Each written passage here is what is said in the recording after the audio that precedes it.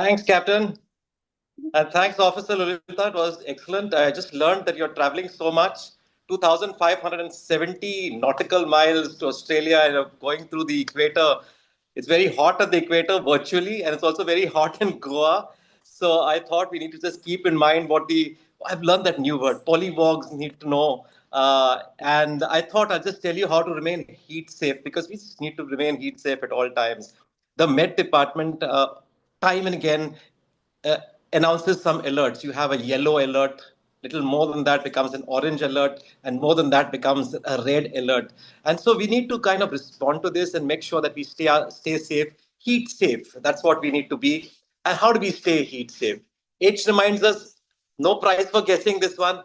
Hydration. H is for hydration. You need to stay hydrated. Drink water throughout the day if you want to stay hydrated and fight the heat. E is evaluate your environment. Evaluate your environment. You need to be aware of these IMD announcements that come, the advisories that come from them time and again, and act on it accordingly depending on what the advisory is. If you're going out, use an umbrella. Try to avoid going out between 12 o'clock to 3 o'clock because that's the time the heat is the most and the damage could be the most. So evaluate environment, know about these advisories, and only then go out. A is be aware of the symptoms of these, what can be a heat stroke. Heat stroke can actually kill you. People die due to heat strokes because we take it lightly. We think, oh, what can happen? Maximum will faint. No, it's not that. We have to be aware of this. So, feeling dizzy, feeling extremely fatigued, getting confused could be a sign of this heat taking a toll on you and your body trying to tell you, be safe, do something about it, something is going wrong. If you see someone on the street who's completely unconscious, having high temperature, not sweating, he is in very serious trouble. He needs to be taken, action needs to be taken immediately to save that individual.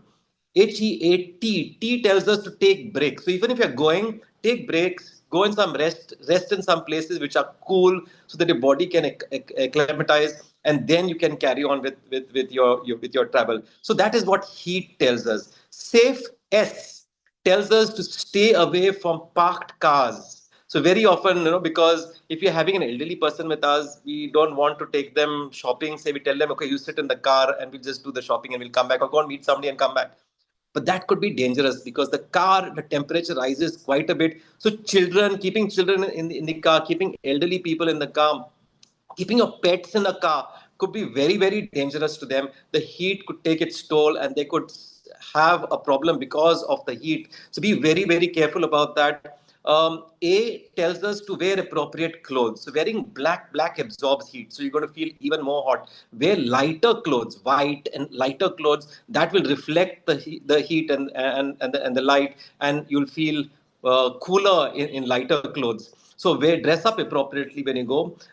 F is telling us to find cooler places. As and when you can find cooler places, please go and stay in that cooler place. Is there an air conditioned place? Please go and stay in that air conditioned place because that's going to keep you cool. Have showers regularly. And E, have an emergency plan in mind. If something does go wrong, you need to know where to go. Best thing just call. If you find somebody who's having a heat stroke or a problem, you need to know who to call. Best is just call 108 and they will come and settle things for you anyway and go up. So this summer, it's just March, but then we can actually feel the heat this summer, or when you're virtually going across the equator. uh, Stay heat safe, and that's the sip for the day.